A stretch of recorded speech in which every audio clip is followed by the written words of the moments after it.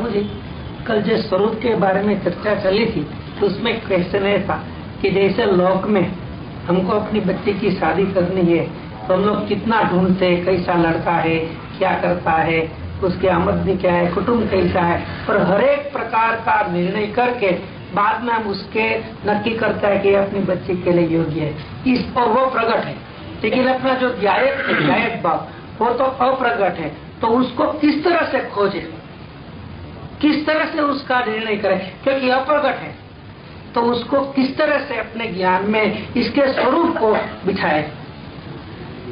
सबसे बड़ी भूल तो पहले यही है कि वो अप्रगट है। पर्याय में प्रकट है बाबूजी, पर्याय में प्रकट है। पर्याय में प्रकट है तो वो प्रकट है, लेकिन ये नहीं माने ये दूसरी बात है। बराबर। लेकिन ज्ञान का तो कभी अंत नहीं होता, ज्ञान कभी अस्त नहीं होता। ज्ञान तो जितना भी है, जितना विकास है उतना प्रति समय चलता है। चलता है तो ये ज्ञान चलता है, ये कौन है? पर्याय तब होती है जब उसके पीछे कोई वस्तु हो तो पर्याय होती है। वस्तु ही अगर न हो तो परिणमन कैसे होगा? होगा किसी के पास बच्चा ही नहीं हो तो वो स्कूल में एडमिशन कैसे कराएगा? करवा देगा? तो यहाँ वस्तु ही ना हो तो परिणमन कहाँ से होगा? तो ये जो ज्ञान है प्रति समय चलने वाला, ये जगत के अचेतन पदार्थों से एक विलक्षण तत्व है, उससे विरुद्ध तत्व है।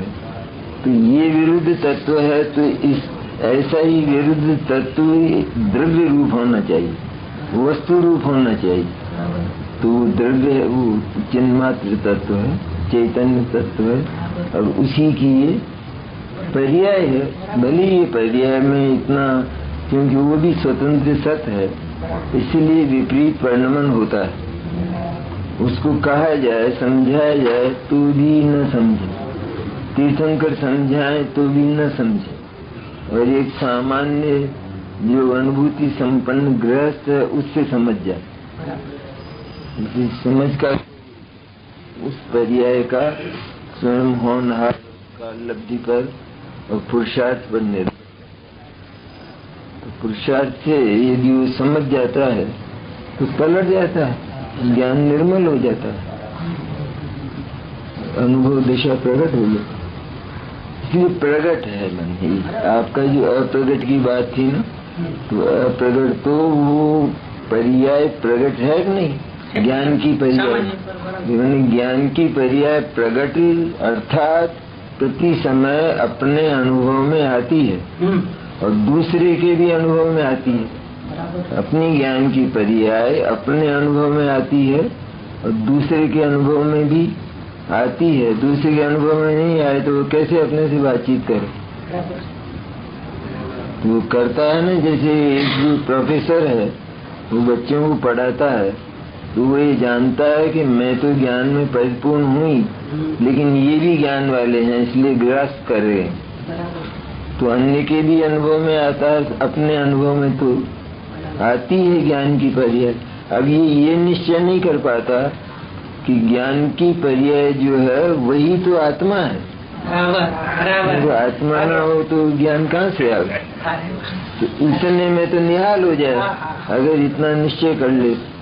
लेकिन ये निश्चय न करके वो पर में लुब्ध रहता है, पर में लुब्ध रहता है तो इसको कष्ट ही कष्ट पड़ेगा। और उसका कारण है क्योंकि जगत की जो सत्ताएं हैं वो है अत्यंत स्वतंत्र, इसलिए किसी भी सत्ता के साथ एकत्व करना, अपना स्वामित्व घोषित करना, ये सबसे बड़ा अपराध है विश्व का, है ना?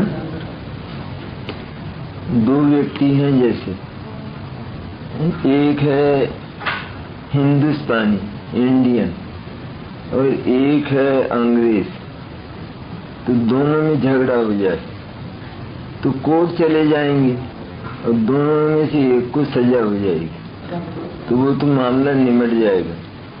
लेकिन अगर हिंदुस्तान किसी दूसरे देश की 1 इंच भूमि पर भी अधिकार करे तो वो मामला कोर्ट में नहीं निपटेगा, वहाँ महायुद्ध होगा, क्योंकि वो बड़ा अपराध है। दूसरे की 1 इंच भूमि पर भी कब्जा करना ये महान अपराध है।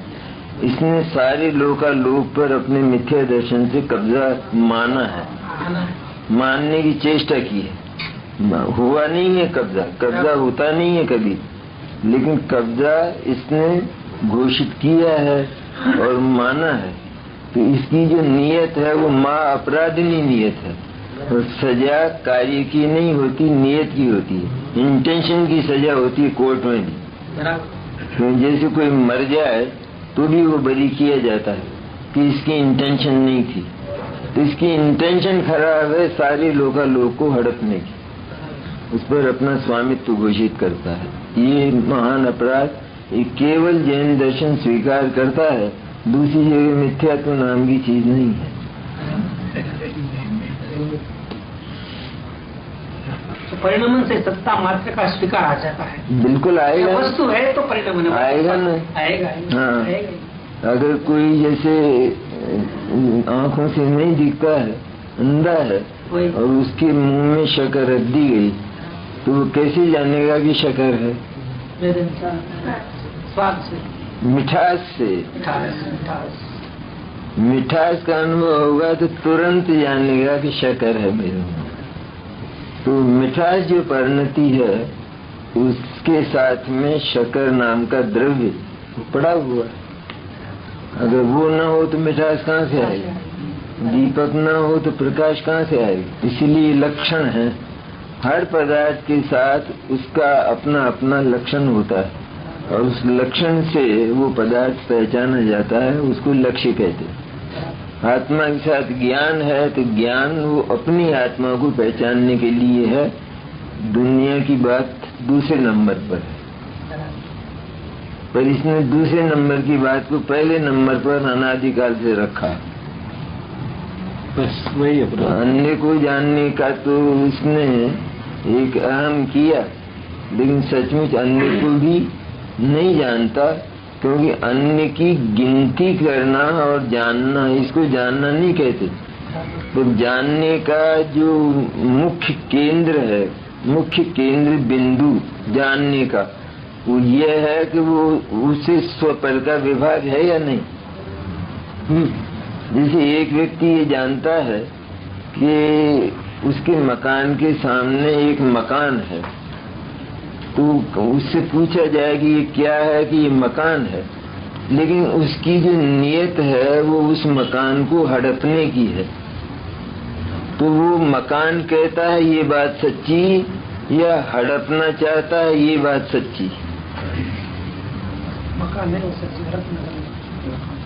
मकान कहता है वो उसे ये ज्ञान सही है, या हड़पना चाहता है ये ज्ञान सही है? हड़पना चाहता है। हड़पना चाहता है वो ज्ञान खोटा है, और मकान कहता है उस ज्ञान की कोई कीमत नहीं, क्योंकि स्वपर के विभाग पूर्वक ज्ञान की प्रवृत्ति होना चाहिए लोक में भी। इसी तरह स्वपर के विभाग पूर्वक इसकी प्रवृत्ति होती है। और जिससे अगर कोई सज्जन व्यक्ति है, सदाचारी व्यक्ति है, तो वो सारे शहर में घूमेगा, लेकिन परत्व लिए घूमता है, अपनत्व लिए नहीं घूमता है, तो उसे सब लोग सदाचारी और सज्जन कहते हैं। ऐसी स्थिति यहाँ है कि भले सारे लोकालोक को इसका ज्ञान जाने, लेकिन ये जाने कि ये मेरे नहीं है। एकमात्र चैतन्य सत्ता में, मैं तो चैतन्य मात्र हूँ, बस इतना जान। बराबर। तो वो सज्जन है, सदाचारी है। यहाँ भी सदाचार है, सत का आचरण, उसको सदाचार कहते हैं।